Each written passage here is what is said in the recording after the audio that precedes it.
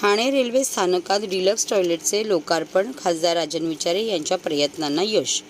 ठाणे लोकसभेचे खासदार राजन विचारे यांच्या सततच्या प्रयत्नाने रेल्वे प्रवाशांसाठी जास्तीत जास्त सुविधा उपलब्ध व्हाव्यात म्हणून प्रयत्न करत असताना नुकताच फलाट क्रमांक 1 वर प्रवाशांची गैरसोय लक्षात घेता त्या ठिकाणी नवीन डिलक्स टॉयलेट उभारण्यात आले होते. त्याचं आज खासदार राजन विचारे यांच्या हस्ते शुभ हस्ते लोकार्पण करण्यात आले. त्यावेळी खासदार राजन विचारे, संपर्क प्रमुख मधुकर देशमुख, सचिव संजीव कुलकर्णी, उपशहर प्रमुख संतोष शिर्के, प्रदीप पुणेकर, विभाग प्रमुख जीवाजी कदम, अरविंद भोईर, प्रतीक राणे, अमोल हिंगे, संजय भोई, अनिता प्रभू, सुनंदा देशपांडे, लता दळवी, दिशा कुलकर्णी, शाखा प्रमुख रमेश शिर्के, आदित्य भानुशाली, तुषार रसाळ व इतर शिवसेना पदाधिकारी व ठाणे रेल्वे प्रवासी संघटनेचे पदाधिकारी मोठ्या संख्येने उपस्थित होते. खासदार राजन विचारे यांनी वेळोवेळी रेल्वे प्रशासनाकडे प्रत्येक फलाटावर महिलांसाठी स्वतंत्र शौचालयाची मागणी करण्यात येत होती. त्यामुळे रेल्वे प्रशासनाने फलाट क्रमांक 1 वर 18 लाख खर्च करून वॉटरलेस, ऑर्डरलेस अशा नवीन डिलक्स टॉयलेटची उभारणी केली आहे.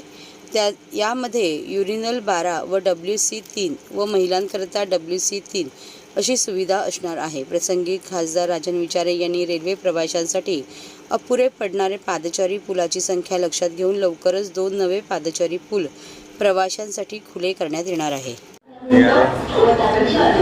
सर्वांना धन्यवाद देतो. काही दिवसापूर्वीच आपण मागणी केली होती की या ठिकाणी डिलक्स टॉयलेट पाहिजे.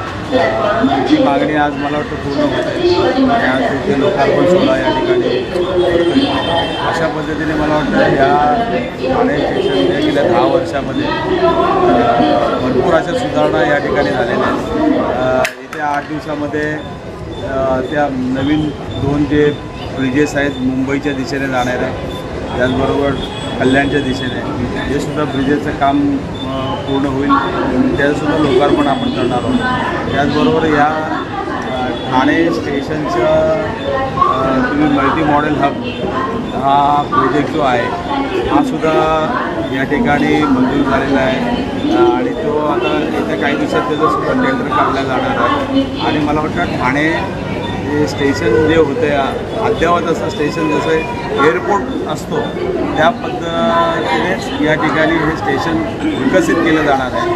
आज तुम्ही बघितलं असेल सॅटीची इमारतसुद्धा या ठिकाणी त्याचं काम सुरू झालेलं आहे. त्याचबरोबर स्टेशनला कोपरी पूर्व या ठिकाणी आपण त्या ठिकाणी जाण्यासाठी ओव्हरब्रिजेस त्या ठिकाणी केलेले आहेत. त्या आनंदनगर नाक्याला किंवा त्या तुळजाभवानी मंदिराच्या इकडे दिलेल्या आहे. जसं या ठिकाणी सॅटीज केलेले तसं तिकडेसुद्धा आपण कोपरी पूर्वाला सॅटीज त्या ठिकाणी करतो आहे. आणि अशा पद्धतीने तुम्ही बघितलं असेल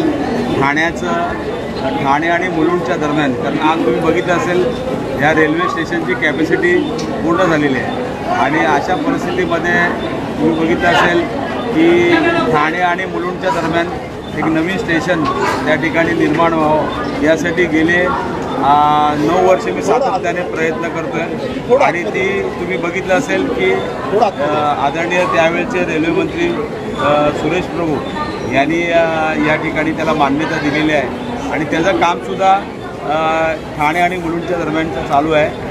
30% काम त्या ठिकाणी चालू आहे इन्फ्रास्ट्रक्चरचं आणि ते सुद्धा मंजूर झालेलं आहे. स्मार्ट सिटी अंतर्गत त्याचे निधीसुद्धा या ठिकाणी आलेले आहे आणि ते सुद्धा जर स्टेशन पूर्ण झालं तर मला वाटतं या संबंध या ठाणे स्टेशनला होणारी गर्दी त्या ठिकाणी कमी होणार आहे. त्याचबरोबर दिघा स्टेशनसुद्धा माझ्याच कारकिर्दीमध्ये दिघा स्टेशनचं काम पूर्ण होऊन त्या मला वाटतं गेल्या 15 दिवसापूर्वी त्याचं लोकार्पण झालेलं आहे. आणि तुम्ही बघितलं असेल की आज या दिघा स्टेशनच्यामुळे 40% गर्दी या निमित्ताने या ठिकाणी दूर होणार आहे. आणि अशा पद्धतीने हे स्टेशन विकसित करण्याचं काम गेल्या 9 ते 9.5 वर्षामध्ये आपण पूर्ण केलं.